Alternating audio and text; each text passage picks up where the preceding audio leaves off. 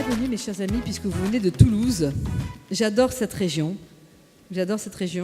J'en viens. Et j'adore le sud-ouest. Et je sais que vous avez l'accent. Donc, si, toi tu as l'accent, Hélène. Voilà. Donc, bienvenue à cette table ronde de l'assurance et le spatial. Juste un mot d'introduction, je serai très brève. Je vous l'ai dit peut-être tout à l'heure, je ne crois pas. Si, peut-être, je ne sais plus.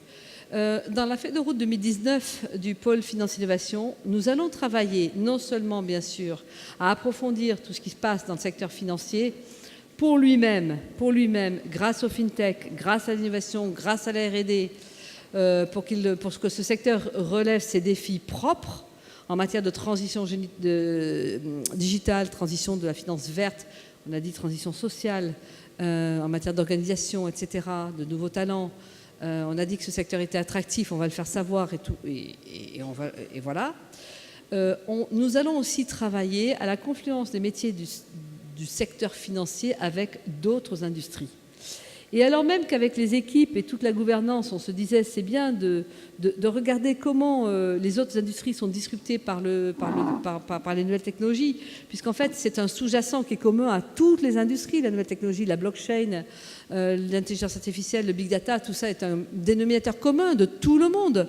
Donc on s'est dit avec toute l'équipe et notre gouvernance, allons regarder ce que font les clients des banques, des compagnies d'assurance et comment eux aussi mutent.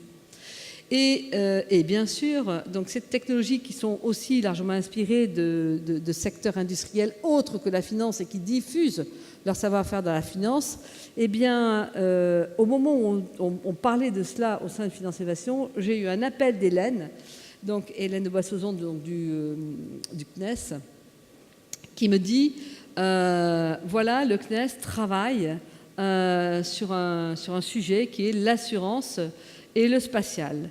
Et donc, donc le CNES a proposé cette table ronde que le CNES sponsorise. D'ailleurs, je rappelle que tout l'événement est fondé sur des sponsors. C'est la raison pour laquelle, d'ailleurs, l'événement, l'entrée est gratuite.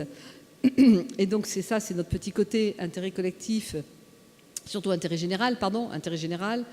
Et merci Hélène de cette initiative, de cette table ronde, parce que vous tous êtes arrivés au moment où, justement, voilà. Alors, ce matin, n'a pas pu venir la FFA. Stéphane Penet, il vous prie de l'excuser, mais il était prévu sur cette table ronde, il fait partie du projet. Et puis, je crois qu'on a Rosie, Laurent, qui est par là. Non, tu m'as dit qu'elle était là. Rosie, vous êtes là? Non, elle est... Si, Rosie. Venez devant, s'il vous plaît, Rosie. Parce qu'en fait, c'est ma faute, chère Rosie. Dans le feu de l'action, voilà, je cherchais à vous joindre, ma chère venez, Rosie. Vous êtes un acteur fondamental de cette table ronde, et parce que la PREF, on ne peut pas faire sans la PREF, je vous le dis.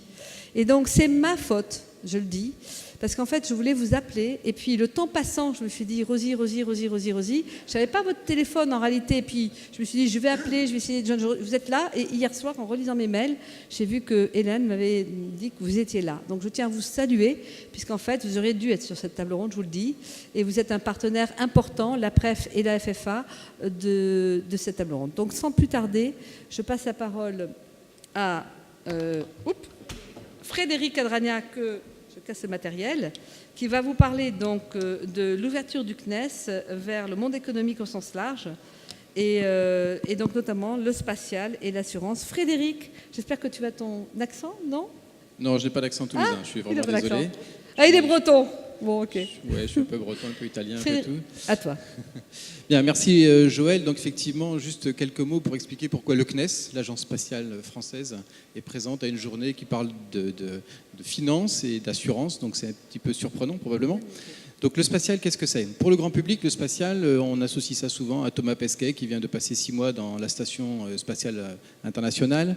On connaît les petits robots que l'on place régulièrement sur la planète Mars et on fait ça en général avec nos copains américains ou russes. Et la semaine dernière, on vient d'envoyer un petit robot sur Mars. Pour les plus spécialistes, vous connaissez sans doute Philae et Rosetta qui sont allés au-devant de la comète Churyumov-Gerasimenko, etc. Vous savez aussi sûrement, probablement, qu'il y a des tas de satellites qui surveillent la planète pour l'environnement, pour le réchauffement climatique, pour la montée des océans, pour les forêts. Donc tout ça, c'est très très bien. Tous ces satellites-là, les gens les connaissent et disent c'est très bien, mais c'est pour les scientifiques, c'est réservé à un monde très particulier de spécialistes. Les militaires également ont leurs satellites personnalisés, mais c'est pas pour moi. Eh bien en fait, pas du tout. Le spatial, en fait, on l'a déjà tous les jours dans notre poche. Tous les soirs aux 20h, il y a la météo, et la météo, c'est essentiellement quand même des données spatiales. Vous êtes sans doute abonné aussi à des bouquets télé, CanalSat et autres, et donc ça aussi c'est du spatial. Nous avons tous dans notre poche un smartphone avec des millions d'applications, et la moitié des applications utilisent le géopositionnement qui vient des satellites. Si vous voulez commander un taxi, je ne vais pas citer de marque, mais en général, vous utilisez une application qui utilise le géopositionnement. Donc le satellite est déjà partout. Et c'est encore en train d'évoluer. C'est-à-dire que nous avons déjà beaucoup de satellites qui fournissent des images de la Terre. Et jusqu'à maintenant, on avait des images tous les mois, toutes les semaines. Ça va encore augmenter. On va avoir maintenant des images de la Terre presque toutes les heures, avec des constellations qui vont arriver. On a des satellites de télécommunication et on nous prévoit des constellations de milliers de satellites pour avoir de l'Internet partout sur la Terre en temps réel. On parle aussi d'IoT, donc l'Internet des objets, avec des réseaux terrestres. Ça va bientôt être aussi avec des réseaux satellites. Donc l'IoT sera partout sur toute la Terre. Et puis, donc, comme je l'ai évoqué, des systèmes de positionnement, notamment Galileo, j'en parlerai un petit peu plus en détail tout à l'heure, qui nous font des positionnements à quelques mètres près, bientôt à quelques centimètres près, qui ouvrent encore un monde incroyable d'applications. Donc voilà pourquoi le spatial s'ouvre sur les autres mondes, c'est tout simplement parce qu'il y a énormément de solutions fournies par les satellites, c'est en train d'exploser, et donc le CNES a bien entendu pris la mesure de cette ouverture sur les mondes autres que le spatial, c'est-à-dire l'agriculture, la santé, l'aménagement du territoire, la mobilité évidemment, et la finance et les assurances. Et c'est pour ça que nous sommes là aujourd'hui. Pour accompagner ce mouvement, donc le CNES, comme je vous l'ai dit, s'ouvre sur tous ces mondes-là. Nous avons mis une équipe en place que j'ai la chance de diriger. Nous avons même créé une marque qui s'appelle Connect by CNES. Bon, c'est pas très original, Connect, mais c'est pour marquer la connexion entre le monde spatial et le monde non spatial. Donc nous avons créé cette marque. Nous avons un guichet où tout le monde peut venir nous consulter, nous voir. Nous sommes présents à Station F, ici à Paris. Donc voilà, nous faisons vraiment l'effort de nous ouvrir sur les autres mondes non spatiaux et ça explique notre présence aujourd'hui. Bravo. Alors Hélène, viens au pupitre parce que je crois qu'on entend mieux. Donc il faudrait passer mes planches, s'il vous plaît. Ah oui. Voilà. Donc je vais vous expliquer comment nous abordons ce domaine que pour des ingénieurs du spatial qui est un petit peu lointain et pas forcément évident à aborder. Donc avant de contacter Joël, Stéphane Péné ou Madame Laurent de la PREF, tous ces acteurs des réseaux métiers, nous avons décidé d'abord de faire réaliser une étude, un panorama du secteur des assurances, réassurances, courtiers, insurtech, afin de savoir un petit peu quels étaient les enjeux du moment, comment ils étaient organisés, pour parler de façon à peu près cohérente et fiable à ce secteur. Il y a des diapos qui vont avec. Donc, nous avons fait réaliser... J'ai une télécommande. D'accord, ok. Voilà. Et donc, nous avons confié à un bureau d'études Capital High Tech une étude sur ce panorama qui a identifié 4 grands leviers de changement. Donc on va retrouver, je ne vais pas m'éterniser, beaucoup de choses qui ont été dites dans le discours précédent. De plus en plus de données, à la fois des données, comme l'a dit Frédéric, qui peuvent venir du spatial, comme les images satellites ou des données de géopositionnement, mais aussi beaucoup de données personnelles, de données liées à l'Internet des objets, etc., qui permet d'automatiser les processus, et notamment dans le cas des assurances, de moins recourir au déclaratif, à la fois au niveau dans toute la chaîne du case management, que ce soit pour la déclaration d'un dommage. On peut imaginer qu'une image satellite très précise ou une image prise par smartphone mais authentifiée par justement un positionnement très précis ou une datation très précise via Galileo permettent de réaliser une déclaration vers l'assureur. Pareil pour les aspects expertise sur site, toutes ces données qui existent, dont les données spatiales, vont réduire la nécessité d'envoyer des experts sur site. Mon expérience dans le domaine du spatial fait que le recours à l'expertise humaine reste souvent indispensable, mais beaucoup plus utilisé de façon beaucoup plus pertinente, focalisé sur effectivement les événements où il y a effectivement besoin d'une expertise humaine. Donc cette transformation numérique, elle touche le monde de l'assurance comme tous les autres mondes économiques. On peut parler aussi en agriculture des assurances paramétriques, où on a des indices calculés entre autres par des images satellites qui vont permettre de déclencher automatiquement une assurance en cas de situation anormale d'une culture par exemple, ou de la détection de fraude. Il y a aussi, comme autre grand sujet que nous avons identifié dans cette enquête, le fait que les assureurs et les courtiers et tout le métier essaient de beaucoup plus précisément modéliser les risques, que ce soit à partir donc, des données personnelles pour comprendre mieux le comportement de certains assurés, mais en ce qui nous concerne, là ça peut s'appliquer notamment aux aspects géopositionnement, avec donc, les suivis de trajets des véhicules, etc. Mais aussi, si on utilise l'imagerie satellite, en étant capable de géolocaliser et cartographier vraiment les portefeuilles des assurés de façon très précise et mieux connaître très précisément à tel endroit quel est le risque lié aux inondations, quel est le risque lié aux feux de forêt, quel est le risque lié à des incidents chimiques ou industriels. Et donc toutes ces masses de données que Frédéric Adragna a décrites sont une mine pour beaucoup plus personnaliser et connaître beaucoup plus précisément les risques assurantiels.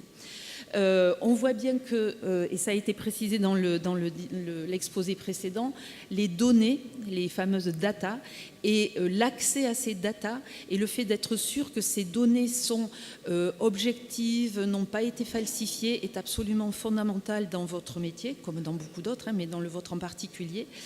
Et donc le spatial, avec notamment les images satellites qui sont extrêmement neutres, objectives, acquises donc depuis l'espace, peuvent aider à cette neutralité, à cette confiance dans la donnée.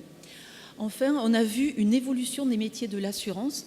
Donc l'assurance, d'après ce qu'on a entendu au cours de il y a eu 30 interviews à peu près menées, il y a des nouveaux métiers qui sont liés notamment aux nouvelles pratiques, comme les pratiques collaboratives, comme par exemple des plateformes collaboratives où, à partir du moment où la personne va aller commander un véhicule, par exemple, il est assuré avec une assurance pour compte, par exemple. Ici, l'aspect car sharing, carpooling, où il faut concevoir des assurances spécifiques. Donc derrière tout ça, il y a l'aspect transport autonome qui est fortement concerné. Mais il y a aussi l'émergence des startups. Et les startups souvent ne peuvent pas tout simplement souscrire une assurance lambda. Donc très souvent, il y a des assurances spécifiques à souscrire pour certaines catégories d'activités et qui elles-mêmes peuvent être conçues grâce à cette abondance de données.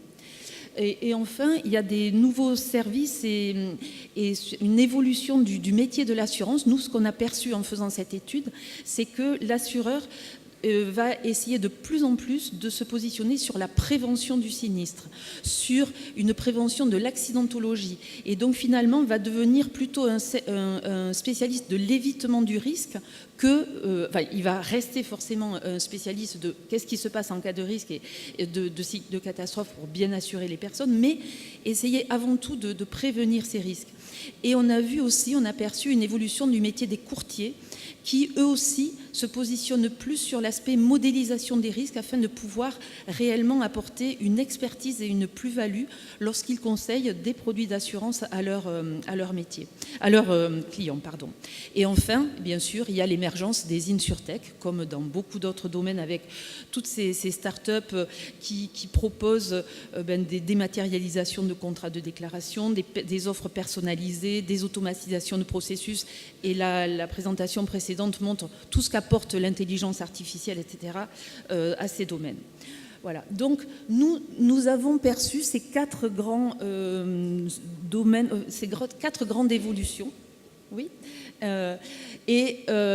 Parmi tout ça, nous avons perçu qu'il y avait 3 domaines principaux où le spatial pouvait être utile. Il y a l'agriculture, où donc, il y a un très fort potentiel grâce à ces flux de données maintenant qui arrivent, certains étant gratuits, d'autres commerciaux, mais où on peut aller acheter vraiment des services très précis pour avoir des données, par exemple à très haute résolution spatiale. Le véhicule autonome est une très grande, est un domaine majeur pour l'utilisation des positionnements très précis par satellite, et Frédéric Adragna vous présentera après les spécificités. Et enfin, catastrophes naturelles et changements climatiques. Et par extension, tout ce qui est assurance aux entreprises, assurance aux collectivités territoriales avec de plus en plus d'alertes, comme Predict Service va nous le montrer. On est toujours beaucoup dans la prévention pour essayer de réduire les risques. Tout ça va être abordé.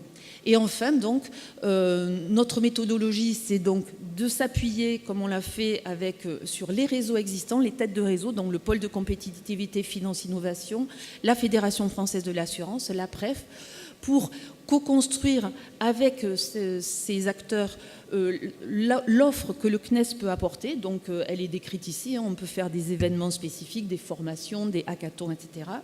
Et tout ça va vous être présenté de façon beaucoup plus extensive en mars 2019. Joël Durieux nous a proposé ici même de tenir, en mars. Cette fois-ci une demi-journée où nous présenterons plus en détail ce qui ressort de cette étude, où nous présenterons des success stories, des acteurs émergents, vu de notre point de vue, et où surtout il y aura un temps d'échange important avec la salle pour que ce que le CNES propose de réaliser avec les assureurs, réassureurs, etc., soit vraiment adapté à vos besoins. Ce n'est pas la peine qu'on vous réexplique des choses qui sont pour vous évidentes. Donc on a besoin de se caler par rapport à vous. Voilà, et donc je vous dis tout simplement rendez-vous en mars. Si ça Bravo, merci Hélène, on applaudit Hélène parce que merci infiniment. Je vais passer la parole à Elia maintenant de l'Agence spatiale européenne. On va diversifier les horizons. Elia, alors toi tu as un accent c'est sûr. Hein. Ah si, pas du tout. Allez Elia, à toi. Alors, merci Hélène, c'était bien. Tu as bien montré tout l'écosystème impliqué dans cette aventure. Merci beaucoup, c'était très clair. J'ai continué ici.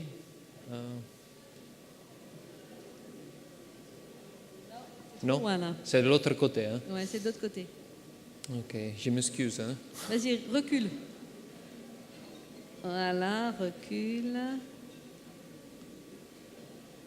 Recule pour voir. Encore, recule.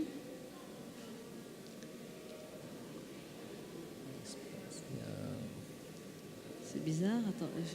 Il n'y a pas une façon plus vite de faire recule, ça? Recule encore. Ah bah non, c'est bizarre. Ah mon pauvre Elia. Et pourtant, j'ai donné tes slides. Ah non? Bon. Mais alors, on va faire sans ces slides. Ah bah tu vas faire sans les slides, Elia. Je suis désolée. On va faire comme ça. Alors, merci beaucoup pour être ici. Ce n'est pas d'accent, c'est que je suis vraiment italien. Oh, vas-y, Elia. Attends. Mais je commence quand même, parce que je voudrais faire un petit intro. Merci beaucoup pour Frédéric, on travaille beaucoup avec le CNES. Moi, je représente l'Agence spatiale européenne, l'ESA, et on travaille très, très fort contact avec le CNES. On est ici surtout pour présenter aussi des projets qui sont avec nous, QuantCube, Cosparin, et ils vont vous dire tout ce qui se passe là. De ma côté, moi, normalement, je m'occupe des administrations, planification de ressources, contrôle financier, et plus récemment, je me suis lancé sur les investissements privés dans l'espacial. Et c'est de plus en plus qu'on peut voir qu'on peut faire beaucoup d'argent avec la technologie spatiale, avec des services qui s'appuient sur des technologies spatiales, des outils spatiaux, comme on a dit, le GPS, l'observation de la Terre et la télécommunication.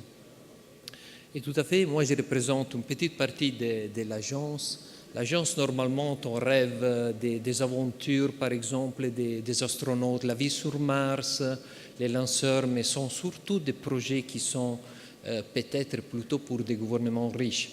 Ce qu'on fait à l'ESA Business Application sont des projets qui s'adressent aux PME, et aussi aux très petites entreprises pour utiliser ces outils spatiaux qui peuvent leur donner de la compétitivité. Tout à fait, on parle de Powered by Space quand on parle des outils spatiaux. On a bien parlé des GPS, ce qu'on n'est pas très bien connu, par exemple, que les GPS marquent toutes les transactions financières. Par exemple, dans la bourse, ici, les cartes de crédit, les banques, avec la montre nucléaire qui est dans les GPS. C'est la seule chose qui marque ce type de transaction, un par un. Et c'est très difficile à remplacer. Et tout à fait, on a déjà vu, par exemple, les chaos qui peut suivre dans les 2016 quand on a déclassé un satellite GPS qui a pratiquement décalé de presque 1 heure toutes les transactions. C'était le chaos. On ne peut pas faire à moins du GPS. Qu'est-ce qu'on fait l'ESA avec les sociétés? On donne de l'argent, on donne les branding, on donne la marque de l'ESA et on donne aussi un coach qui peut suivre tous les projets parce que vous arrivez au minimum viable product qui peut être un service aussi pour suivre. Alors, je ne vais pas présenter les projets qui sont ici parce qu'ils sont plus que capables de ça. Peut-être je vais vous donner des exemples qui viennent de l'Europe. Le premier, c'est un projet qui s'appelle Ibiza, qui s'est fait par une société luxembourgeoise qui s'appelle BitValley. Et ils ont mélangé les données de l'espace qui viennent de l'observation de la Terre avec les blockchains, la technologie blockchain et aussi, peut-être on peut dire, la loi des grands nombres pour donner la possibilité à des agriculteurs défavorisés dans le monde totalement global pour accéder à des services d'assurance. Tout à fait, la société allemande d'assurance Munich Re a déjà montré ses estimes pour 2017 qui ont déjà doublé les coûts de 2016 des dégâts que les changements climatiques portent partout dans le monde. Ils sont 300 milliards. Et les pauvres de la terre, les agriculteurs qui ne peuvent pas accéder à l'assurance doivent survivre sous rien parfois. Et c'est très important parce que d'un côté, il y a la partie humanitaire d'offrir un service d'assurance et de l'autre côté, de faire de l'argent parce qu'avec ces services satellitaires, blockchain et tout ça, on peut vraiment réduire les coûts des transactions, on peut réduire les coûts de réclamation et aussi offrir un service peer-to-peer. L'autre exemple s'appelle SatFin Africa. C'est un projet qui, comme le nom dit, est très à la mode en Afrique. C'est géré par une société belge qui s'appelle SAT ADSL. Et cette société utilise un protocole satellitaire sécurisé et un réseau de banques locales pour envoyer l'argent. Et c'est, encore une fois, c'est de l'argent qui les immigrants gagnent et doivent renvoyer à des familles.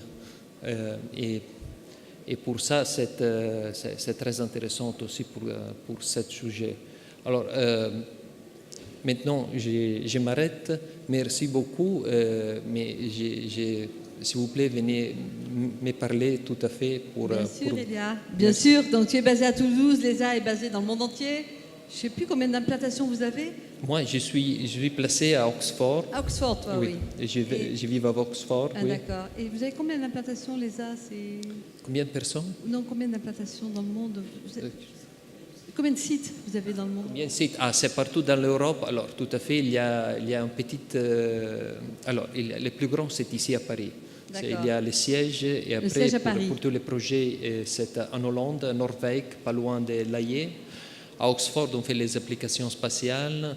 En Espagne, on fait des projets scientifiques, données scientifiques. Et en Italie, on a les données de l'observation de la Terre. Voilà. Bon, merci infiniment, Elia. Merci de ta présentation. Pardon pour les slides. C'est très bien. Bravo. Alors, On va enchaîner par une start-up, par Predict. Tiens, Karine, c'est toi Karine qui va enchaîner. Allez. Et j'aime bien le pupitre parce qu'on entend mieux au pupitre, Karine. J'espère que ça va marcher, là, les slides. Bonjour. Alors, je me cherche. Voilà. Donc, je représente Predict Service, qui est, vous le verrez, une synthèse de ce qui s'est dit aujourd'hui. Predict est une filiale d'Airbus, de Météo France et de BRL. BRL, qui est une société d'ingénierie hydraulique, qui est née il y a maintenant 10 ans et qui se situe à l'aval de tous les produits et services spatiaux dont on va vous parler, dont on vous a déjà parlé, puisque nous travaillons donc à l'aide des imageries spatiales pour mettre au point des solutions qui ont déjà été déployées, comme vous le voyez, et beaucoup avec le monde de l'assurance, qui est le financeur de ces solutions. Donc des solutions de prévention qui sont destinées aux collectivités. À l'origine, donc, dès 2003, nous avons travaillé pour des collectivités du sud de la France confrontées à des aléas climatiques, surtout des inondations. Depuis, avec le monde de l'assurance, eh bien, ces solutions se sont déployées. Ce sont 30 000 collectivités en France qui en bénéficient. Nous avons adapté aussi ces solutions pour répondre à des besoins d'industriels. Et là, à l'export, beaucoup avec encore le monde de l'assurance et l'appui des données, notamment WorldDem d'Airbus. Des particuliers aussi, aujourd'hui, sont informés, avisés en cas de risque les menaçant, dans l'objectif de leur permettre d'anticiper, de se mettre en sécurité, également de mettre en sécurité des biens. Et comme vous le voyez, ce sont aussi des transpositions à l'étranger qui ont été menées avec des acteurs tels que la Banque mondiale, la Banque interaméricaine de développement, qui nous ont missionnés pour creuser nos outils, nos méthodologies et aider des États qui cherchaient à mieux faire face à ces phénomènes et mettre en place des organisations. Ça a été le cas en Argentine, à Djibouti, en Haïti, qui a été le premier pays que nous ayons assisté en 2009, au Maroc, au Nigeria, au Sénégal et au Rwanda. Le Maroc, avec lequel nous sommes en ce moment en train de mettre en place un dispositif leur permettant eux-mêmes d'être dotés de systèmes d'avertissement de leur population. Donc vous voyez les pays dans lesquels aujourd'hui ces solutions sont déployées, donc 35 pays, essentiellement pour des industriels cette fois-ci, qui nous ont sollicités pour pouvoir anticiper, informer leurs gestionnaires de risque dans l'objectif de mettre en sécurité du personnel, des productions, des outils de production. Alors le lien avec l'assurance, vous le voyez bien, l'objectif c'est réduire des sinistres, donc l'impact économique pour eux. C'est donc un système vertueux que nous avons réussi, avec leur contribution, à mettre en place, la réduction de sinistres permettant de financer la mise en place de solutions préventives et organisationnelles par lesquelles nous informons donc des usagers, collectivités, entreprises, citoyens qui peuvent donc se mettre en sécurité face à ces phénomènes-là. Vous avez un petit aperçu des vigies depuis lesquelles nos équipes d'ingénieurs se relaient 24 heures sur 24 et analysent des données. Donc beaucoup de données satellites, de la donnée satellite météorologique, de la donnée satellite aussi émanant, voilà, comme je vous le disais, d'Airbus notamment, qui est cruciale pour nous à l'international pour pouvoir apprécier les vulnérabilités. Puisque la base de notre solution consiste à d'abord connaître la vulnérabilité des usagers pour pouvoir ensuite les informer pertinemment lorsqu'un phénomène les concerne. Il s'agit aussi pour eux de connaître leur vulnérabilité, d'avoir conçu des organisations préventives de manière à être capables, lorsqu'ils reçoivent une information, d'activer ces dispositifs.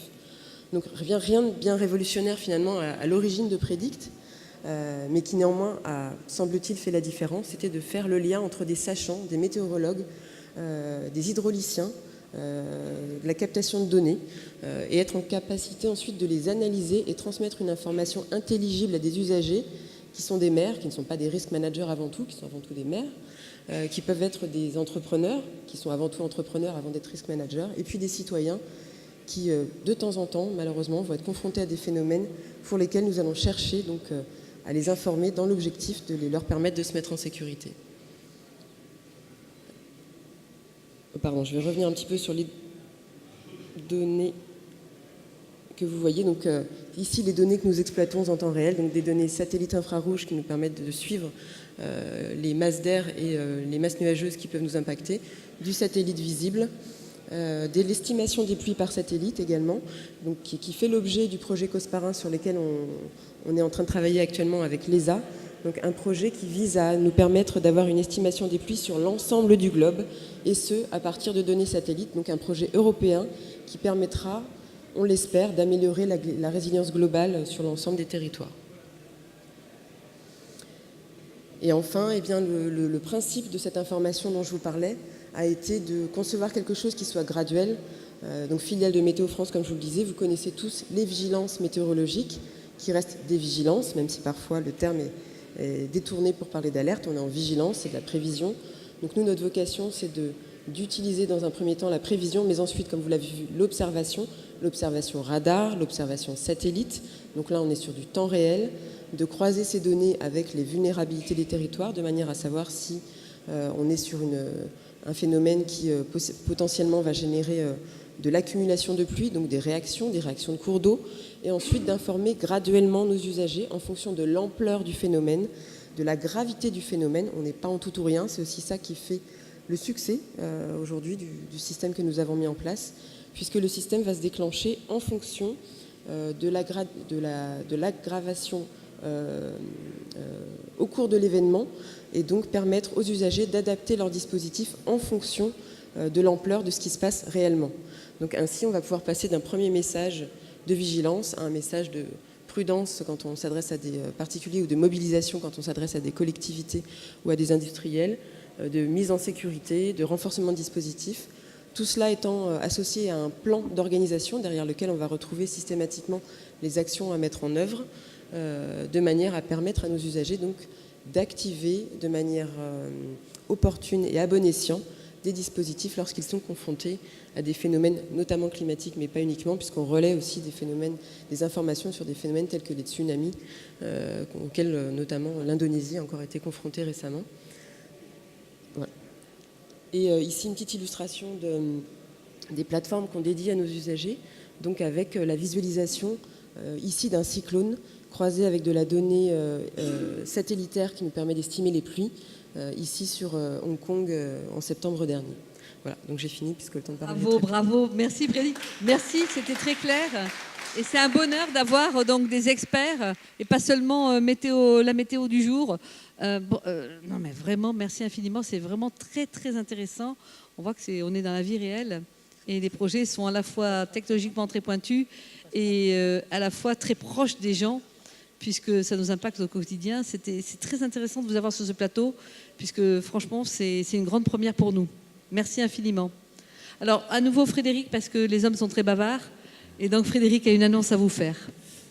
Alors l'annonce viendra juste après. Là, je voulais juste parler, on avait prévu de parler 2 minutes des systèmes de positionnement par satellite, qu'on appelle GNSS. Je crois qu'il y a des planches qui étaient prévues. C'est ça ? Je ne sais pas où c'est. C'est en arrière. Voilà, c'est ça.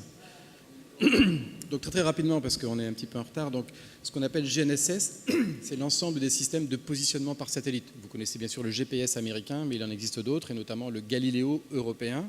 Il existe aussi des systèmes russes et chinois. Bref, tout ça pour vous dire qu'il y a plein de systèmes satellitaires qui existent, qui sont complémentaires entre eux, qui sont même eux-mêmes surveillés par d'autres satellites géostationnaires pour les rendre beaucoup plus robustes et fiables.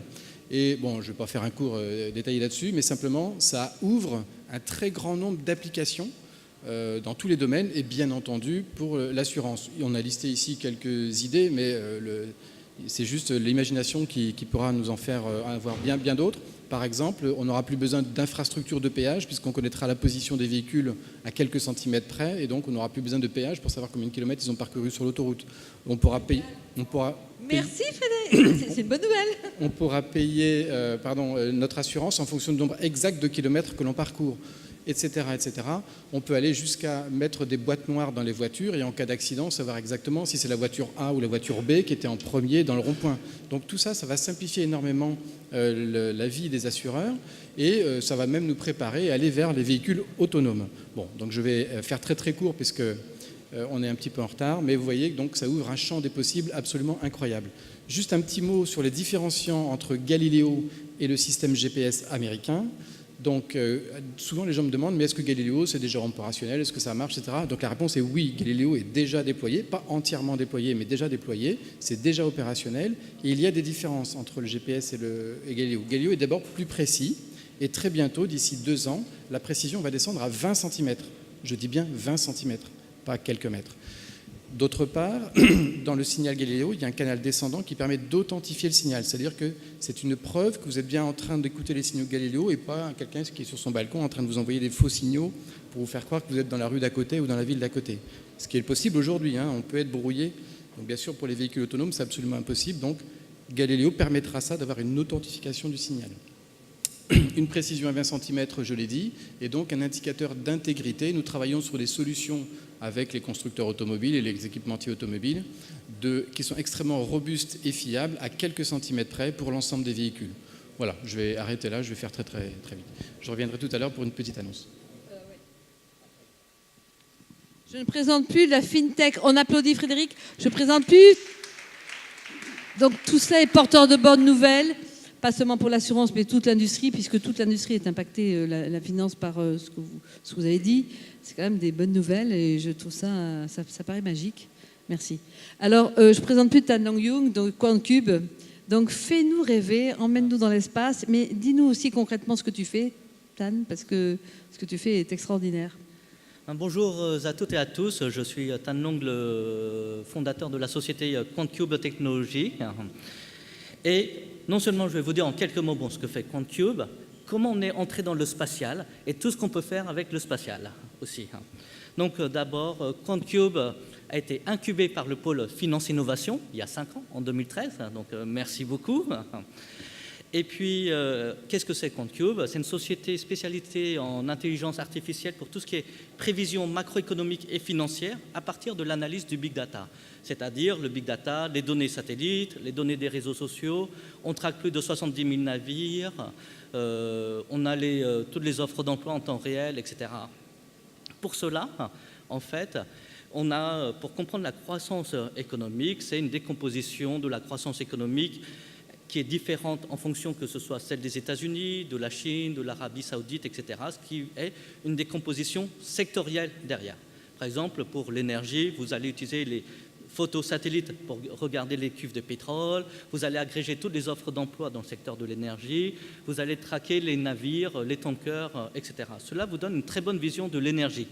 Après, vous allez faire cela pour tous les secteurs de l'économie. Pour cela, c'est une équipe de 30 personnes, un peu plus de 30 personnes. On va recruter encore entre 15 et 20 personnes. Et la société a été financée récemment par Moody's, l'agence de notation, et la CDC internationale. Voilà. Maintenant, comment on est entré dans le spatial? Donc, il y a 3 ans, jour pour jour, quasiment, moi je m'achète plus pour mon petit cadeau de Noël, un petit drone. Et à partir du drone, j'ai fait des petites photos. Et là, je me suis dit, c'est énorme tout ce qu'on peut faire, moi. Des photos, comptage d'automobiles, etc. Et c'est là que je me suis dit comment on peut avoir des données justement du spatial, sachant que je ne connaissais pas grand-chose du spatial. On est entré donc via les pôles de compétitivité en relation avec le CNES. Et notre première expérience dans le spatial, c'était à Toulouse, au sein du CNES, où l'équipe de Frédéric, avec une vingtaine de personnes, nous a expliqué tout ce qu'on pouvait faire avec les capteurs du spatial, des satellites, grosso modo la slide que vous avez vue précédemment, toutes les applications scientifiques et militaires. Et nous, l'objectif, c'était comment transformer cela en application économique et financière. Voilà comment cela a commencé. Donc pour cela, après, on s'est dit, allons le plus vite possible, très grande ouverture du CNES. Et puis, après, on est rentré en relation avec l'Agence spatiale européenne. Je vais vous donner 3 cas d'application maintenant des données satellites. Par exemple, un projet financé par l'Agence spatiale européenne, les données basse résolution. L'objectif, croissance économique urbaine, c'est-à-dire, en fait, vous prenez des données 10 mètres par pixel de Sentinel-2, vous distinguez l'urbain et le non-urbain. En fait, vous estimez la croissance économique urbaine en temps réel à l'échelle mondiale. Vous le faites de manière systématisée. Ça, c'est données basse résolution. Données moyenne résolution, 3 mètres par pixel. Là, vous regardez en fait le ratio d'ombre entre les toits amovibles et la hauteur des cuves de pétrole. Vous avez en fait le contenu, vous estimez en fait le contenu de la cuve de pétrole. C'est simple, du moins c'est simple, mais c'est très intéressant. Et puis les données haute résolution, 50 cm par pixel, là vous faites du comptage automobile. C'est-à-dire, vous regardez le nombre d'automobiles sur ce parking de centre commercial, sur ce parking d'hôtel, ou également les constructeurs automobiles, les inventaires. En fait, vous touchez toute l'économie réelle à partir des données satellites. Voilà. Donc c'est ce qu'on est capable de faire pour l'économie et pour la finance. Maintenant, poussons beaucoup plus loin en application financière et économique, là où on voit qu'il y a beaucoup de choses à faire. Vous pouvez maintenant créer des indices financiers à partir des images satellites. Vous faites de la croissance économique en temps réel et ces indices-là, vous pouvez les vendre comme des ETF, des fonds long only, etc. Vous pouvez imaginer tout le marché que vous avez devant vous et en mettant en plus en avant toutes ces données satellites. Une autre chose qui est très importante avec les données satellites, ce sont des données normalisées parce que chacun des pays calcule sa croissance économique à sa façon. Avec les données satellites, vous le faites de manière normalisée. Donc ce que je crois, c'est qu'en fait, on peut faire de très grandes choses à partir de la France et de l'Europe en utilisant ces données satellites, en travaillant ensemble. On a beaucoup moins de capitaux, je dirais, qu'aux États-Unis, mais en collaborant ensemble, je pense qu'on va arriver à faire de très grandes choses, voilà, tous ensemble. Donc, merci beaucoup. Merci. Bon, bravo Tan Long, vraiment félicitations. Moi, je te connais depuis toujours. Voilà, donc félicitations. Merci au CNES d'avoir accompagné Tan Long. C'est Frédéric qui va conclure cette table ronde. Et ensuite, on va faire une photo avec le Kakemono, puisque le CNES, je le rappelle, les sponsors de cette table ronde, est à l'initiative de cette table ronde. Je voulais juste rajouter quand même, vous avez vu quand même tous les domaines d'application qu'a développé le CNES en partenariat avec des fintechs comme QuantCube, idem avec Predict, qui n'est pas une fintech, mais qui est une filiale, mais bravo, parce que vous avez été très clair. Les applications nous font rêver, franchement. Bon, donc, ce que je voulais vous dire, c'est qu'au-delà du mois de mars, où donc nous reviendrons ici, nous aurons travaillé avec les assureurs, mais tu l'as très bien dit, tout l'écosystème assurance, les courtiers, etc., les réassureurs, n'est-ce pas Rosie? Donc tout l'écosystème sera embarqué dans cette étude dont nous vous présenterons les résultats. Je voulais vous rappeler donc la stratégie de finance innovation pour 2019, qui est de travailler à la confluence du secteur financier avec d'autres industries. Je voulais vous rappeler que nous allons donc dévoiler ce livre blanc sur l'impact des nouvelles technologies dans le secteur financier début février. C'est le numéro 1. Ensuite, le numéro 2, fin d'année, ce sera précisément l'impact donc des nouvelles technologies, la finance, mais aussi avec les véhicules connectés, les véhicules autonomes, avec les smart cities et avec la prévention santé. Donc nous allons travailler sur ces différents domaines de la finance avec d'autres, nous allons travailler donc, les croisements de la finance avec d'autres industries, je rappelle, le spatial, le véhicule autonome, la smart city, la prévention santé, et on rajoutera à la fin le luxe. Mais tout ça pour dire que la finance s'intéresse à ses clients, s'intéresse à l'économie réelle. Et enfin, vous avez très bien montré tout à l'heure dans les slides l'ensemble des thématiques concernées par le spatial, les drones, et comment ça touche la vie des entreprises et des usagers finaux. Et nous allons lancer un vaste appel à projets pour alimenter l'étude, Hélène, dans le domaine du spatial, dans toute la France, pour aller repérer donc précisément des personnes comme Tan Long sur d'autres domaines qui viennent alimenter donc la réflexion sur le satellite, les drones, dans le domaine de la finance, de l'assurance. Merci infiniment. Bravo à vous. Et maintenant, Frédéric, puisque à vous le CNES, l'honneur de cette table ronde, merci encore à vous. Tu termines et tu annonces une bonne nouvelle.